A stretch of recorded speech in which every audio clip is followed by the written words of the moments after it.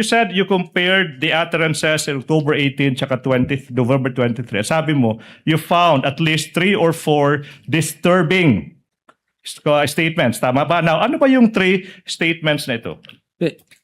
Your Honor, we are trying to establish the patterns and the consistencies of those utterances. For instance, nung October 18, ang sabi niya is, walang number 1 ang Pilipinas na to. Para sa akin, number 2 lamang ito.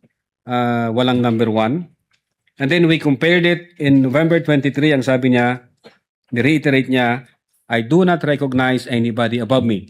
That's number 1, Your Honor. The number 2, ang sabi niya nung October 18, hindi marunong maging presidente yung nakaupo, kasalanan ko ba yon? And then we compared it in November 23, ang sabi niya doon, this country will go to hell because that person who sitting, sabi niya, doesn't know how to be a president and who is a liar. All right.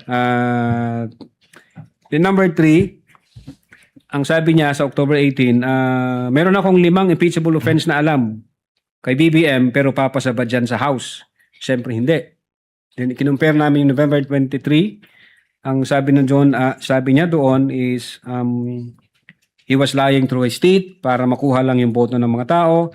And then nagmura na siya, PI ka, BBM, Lisa Marcos, and Martin Romualdez, Your Honor.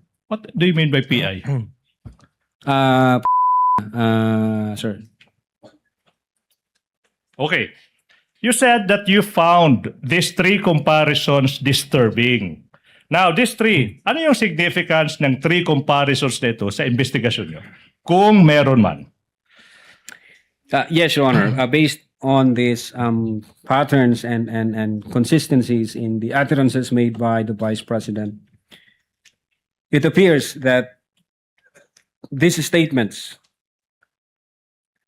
have tendency to steer up the people against the government, have tendency to disturb the peace of the community, have tendency to undermine the peace and order, the public peace and order, sir.